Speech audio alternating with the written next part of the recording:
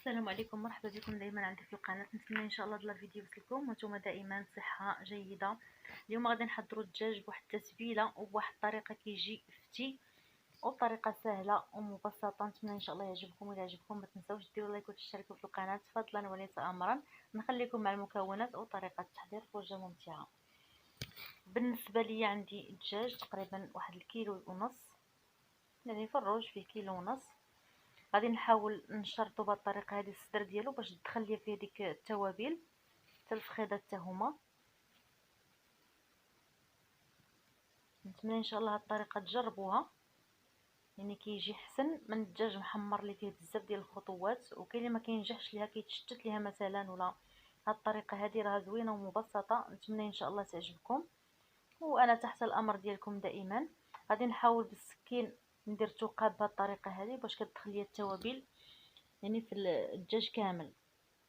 بالنسبه للتوابل عندي خرقوم بلدي وعندي سكنجبير، عندي شويه ديال العطريه ديال الدجاج الخاصه، وعندي شويه ديال الازير ما مطحونش، وعندي وريقات ديال سيدنا موسى، عندي ايضا 2 فصوص ديال الثوم حتى 3 ديال الفصوص، عندي فلفل اسود. غادي نحاول نحك ديك الثومه، يعني كما كنعرفوا الدجاج كيبغي الثومه وكيبغي ايضا سكنجبير.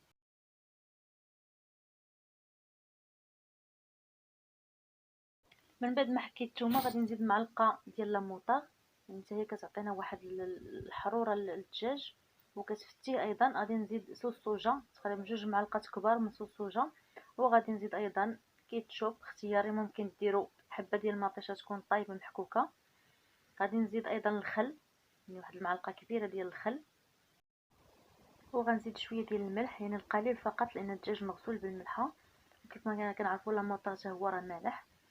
غادي نحاول نخلط مزيان هاد التوابل وغادي ندهن به الدجاج، يعني الوسط يعني تحت من الجلده والفوق الوسط يعني الدجاجه كامله باش تشرب ليها التوابل. نخليها تقريبا واحد 15 دقيقه. نتوما زربانينش عليها ممكن ديروا هاد الطريقه بالليل وتخليوه حتى الصباح وطيبوه. المهم تخليوه واحد المده باش تشرب ليا داك التوابل وتجي بنينه. نتمنى الطريقه تكون عجبتكم ان شاء الله. وكنقلب الدجاجه ايضا كندير فيها ديك وريقات موسى وكنحاول ندخل التوابل ما بين الجلده والهبره. صافي غادي نستمر بنفس الطريقه، غادي نخليها ترتاح شويه تقريبا واحد 15 دقيقه ونتلاقاو باش نوجدوها ان شاء الله. صافي الدجاج ديالي من بعد ما خليته واحد المده ترقد، جبت الطاوه اللي كتدخل الفران غادي ندير فيها الورق الخاص بالمطبخ وغادي نحط فيه ديك الدجاجه. عندي شويه ديال الكبده حتى هي غادي ندير لها نفس التوابل، غادي نرقدها في التوابل اللي بقات وغادي نديرها في الجوانب. غادي نغطيها بالورق وببابي الومنيوم وغادي ندخلها مباشره للفرن ونخليها يعني حتى طيب مزيان ونحيد لها داك الورق ونخليها تحمر. يعني طريقه سهله وبسيطه، يعني كتحطيه في الفران. انا غادي ندير خيوط من زيت الزيتون وديك الكبيده اللي غادي نحط في الجناب، ما كتاخذش لنا بزاف ديال الوقت، يعني كنحضروه ونوجدوه وندخلها للفرن. من بعد رحنا نوجدو سلطات ولا اي حاجه مرافقه لهذا الدجاج، تيبقى دائما اختياري. غادي ندير لها بابي الومنيوم وندخلها للفرن، نتلاقاو من بعد ان شاء الله. انا غادي نحضر معها الرز وشلاضه ديال الخضره. غادي نحاول نتقب داك البابي الومنيوم. هنا عندي الرز اللي غادي نزيد عليه شويه ديال الخرقوم بلدي وشويه ديال الفلفل اسود. غادي ندير 2 فصوص ديال الثوم هكا كاينين بالقشور ديالهم، وغادي ندير ورقه ديال الرند او ورق موسى وشويه ديال الملح شويه ديال الماء وغادي نخليه مرقد في هذا الخليط هذا. من بعد انا غادي نبخرو في كسكاس وكنبقى مره كنسقيه بداك المرق اللي تيكون باقي عندي في اللي شايط يعني حتى كيطيب. يعني ممكن ديروا اي حاجه نتوما كتعجبكم، يعني ترافقوها مع الدجاج ديالكم. غادي نزيد معلقه ديال صوص الصوجا كتعطي واحد المذاق خطير واحد الحموضه.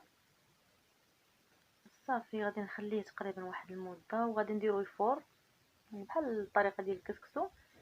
الدجاج ديالي من بعد ما جبدته من الفران هانتوما كتشوفوا كيجي فتي، كيجي لذيذ بزاف وما كياخذش منا يعني بزاف ديال الوقت، وما تنبقاوش واقفين وحنا تنحضروا في المراحل. طريقه سهله ومبسطه. غادي ناخذ ديك المريقه اللي كتكون في الطاوه وغادي نديرها في الجوانب وفوق من الدجاج، وداك الرز اللي حضرنا يعني الفريت وشلاضه ديال الخضره. نتمنى الطبق ديال اليوم ان شاء الله ينال الاعجاب ديالكم، وتجربوا هاد الطريقه ديالي، صراحه كيجي ممتاز وكيجي هشيش بزاف، كيجي فتي. صافي راه التزيين او الدريساج كيبقى من اختياركم نتوما. وصلنا الى نهايه الفيديو، ونتمنى الفيديو ديال اليوم ان شاء الله الى عجبكم. ديروا لايك للفيديو وتشتركوا في القناه وتفعلوا الزر الاحمر. وكان هذا هو الطبق ديال اليوم. كنتكم على خير، نتلاقاو في فيديو قادم ان شاء الله مع فكره جديده وفيديو جديد. مع السلامه.